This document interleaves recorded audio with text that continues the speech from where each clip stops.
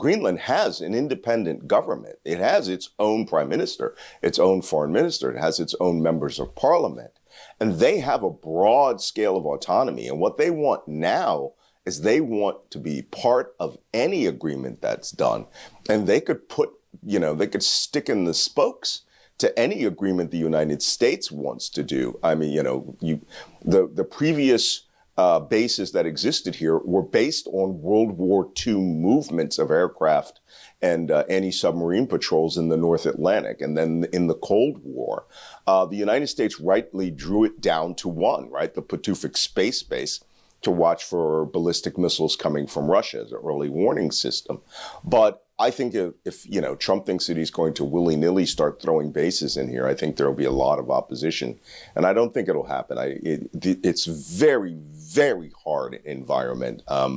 And building a base here would take billions of dollars. Now, the Danish Prime Minister is in Greenland's capital Nuuk for talks with the territory's leader after Donald Trump backed down from earlier threats to seize the Arctic island.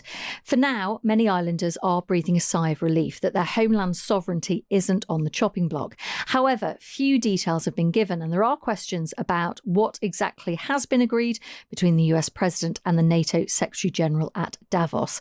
Let's go live now to the capital Nuuk and speak to Malcolm Nance, who is a US Navy intelligence veteran and a geopolitical analyst. Good morning to you. Good morning. First of all, give us your impressions of how Greenlanders are feeling at the moment from your conversations with people you've seen on your visit. What is the sense you're getting? Well, I've been to Greenland over the last year assessing not only the threat that comes from the United States and other parts of the world, but seeing the people and the culture. You really cannot comment about Greenland until you've been on the ground, seen how people live, and in this very, very tiny capital city of Nuuk. Right now, they are apprehensive about this supposed deal because the people of Greenland, their government, and the government of Denmark seem to have had no role in that conversation. So they've lessened the tension of feeling like they were going to be invaded. And now they feel like they're being left out of something which should be critical to their well-being. Mm-hmm. And how is that manifesting itself? I mean, are people stockpiling? Are people nervous? What's the general sense you get? Well, actually, about a week ago, before the Davos meeting, the government of Greenland was saying that people should stockpile 5 days food and water in case there was a crisis. And to make a statement like that, that means that you had to believe that America was going to project power into this country. It would have included an occupation of the capital, Nuuk. In fact, over a year, when I came here a year ago, there's a famous painting done by a Danish artist of what it would have looked like, a Trump Tower and a Macdonald's. The people here really feel that.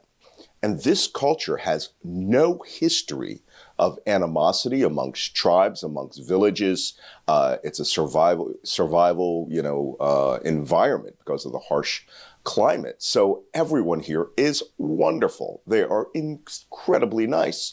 But to have that piece of theirs taken away from them by the threats of someone who's, almost 6,000 miles away is incredibly hard on them. The Danish Prime Minister has been visiting Greenland, and we have been told in the past that for some people in Greenland, there is a bit of a tension there because they're semi-autonomous and maybe they want to have total autonomy. What is the feeling towards Denmark at the moment, given the backdrop of the threats from President Trump? Well, if someone thought that making these threats and talking of buying an annexation was going to push the Greenlandic people to want to have greater autonomy and independence and then cut a deal with the United States, they've completely misread this country. They are now closer to Denmark than they've been before. Even the party that was the Independence Party is 100% against the United States right now here. 100%.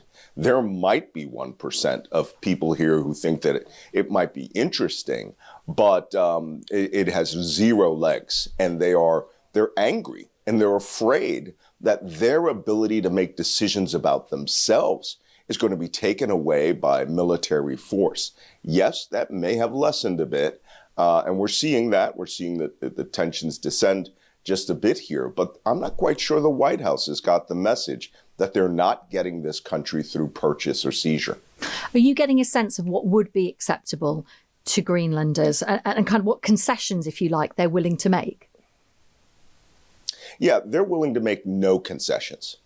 I mean, I'm an intelligence professional. I've spent my entire career working in the developing world, Middle East, North Africa, Asia, and the Arctic now. I'm up here in the Arctic for well over, this period of time to assess this threat. They aren't conceding anything. They don't want the United States' presence here other than the agreed upon things in the framework of the 1951 deal. They do not want to see a militarization, which would involve the Americans, but they do actually want more security for themselves. They like that Arctic Command now is bringing in troops, that the Danish government is bringing in special forces and infantry and protecting their air bases and what they think, by extension, their cities. 1 year ago, there were only 40 policemen in this country and the dog sled patrols, which is a special forces unit. But now there's infantry, there's fighter jets, there's, warships. And the people like that, but they like it because it is protecting them from what they perceive as a threat from America. The current deals that are signed at the moment, they all say that the US can put as many troops as they like in Greenland. That's something that is absolutely still acceptable to Greenlanders, in your view? Well, that's the 1951 agreement that was signed in southern Greenland. And that is a treaty, and it's a treaty between Denmark. One thing that I think people mistake is Denmark is made up of 3 separate territories that comprise the kingdom, right? The Kingdom of Denmark, the Faroe Islands, and Greenland. Greenland has an independent government. It has its own prime minister, its own foreign minister. It has its own members of parliament. And they have a broad scale of autonomy. And what they want now is they want to be part of any agreement that's done. And they could they could stick in the spokes to any agreement the United States wants to do. I mean, the previous bases that existed here were based on World War II movements of aircraft and anti-submarine patrols in the North Atlantic. And then in the Cold War, the United States rightly drew it down to one, right? The Patufic Space Base, to watch for ballistic missiles coming from Russia as an early warning system. But I think if Trump thinks that he's going to willy-nilly start throwing bases in here, I think there will be a lot of opposition. And I don't think it'll happen. It's very, very hard environment. And building a base here would take billions of dollars. Malcolm Nance, thank you so much for speaking to us this morning. It's my pleasure. Take care. He is a US Navy intelligence veteran and a geopolitical